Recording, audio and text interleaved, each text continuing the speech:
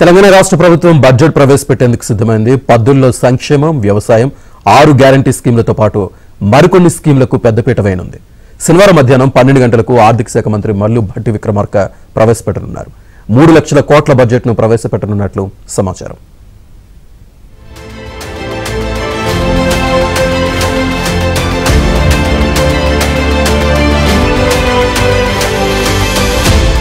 Congress party అధికారంలోకి వచ్చిన తర్వాత తొలి బడ్జెట్ ను శాసనసభ, శాసన మండలిలో ప్రవేశపెడుతున్నారు. ఎన్నికల్లో ఇచ్చిన 6 గ్యారంటీలతో పాటు పలు కీలక పథకాలకు రేవంత్ రెడ్డి పెద్దపీట వేయబోతున్నట్లు సమాచారం.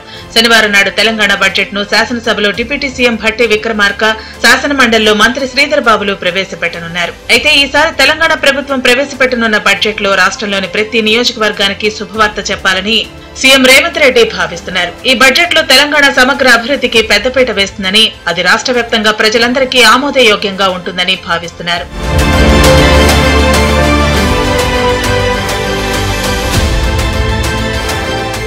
రెండు 2024-25 సంవత్సరానికి సంబంధించిన ఓట్ ఆన్ అకౌంట్ బడ్జెట్ కు సిద్ధమైంది రేవంత్ సర్కార్.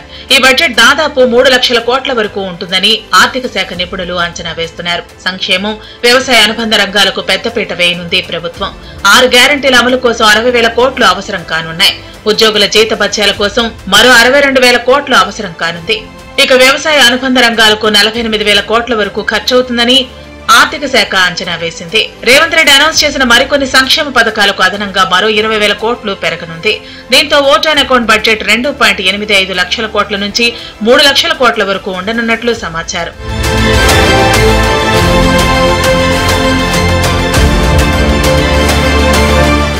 ఈసారి ప్రవేశపెట్టబోయే బడ్జెట్ లో రేవంత్ తన మార్కును చూపించనున్నారు. కేటాయింపులను ప్రత్యేకంగా చూపించాలని అధికారులను రేవంత్ ఆదేశించారు. అసెంబ్లీ సెగ్మెంట్ల వారీగా విద్యారంగ అభివృద్ధికి 2 కోట్ల రూపాయలు, తాగునీటి సౌకర్య కల్పనకు 1 కోటి రూపాయల నిధులను కేటాయించనున్నట్లు సమాచారం. అదేవిధంగా మౌలిక సదుపాయాలు కల్పించడం కోసం రోడ్లు వేయటం, డ్రైనేజీలు నిర్మించడం, రోడ్ల మరమ్మతులు చేయటం, విద్యుత్ లైన్లు వేయించటం తదితర సదుపాయాల కల్పనకు కొత్తగా నిధులు కేటాయించాలని నిర్ణయించారు. తెలంగాణ బడ్జెట్ ను ప్రవేశపెట్టినప్పుడు ఈ విషయాన్ని ప్రత్యేకంగా ప్రస్తావించాలని రేవంత్ భావిస్తున్నారు.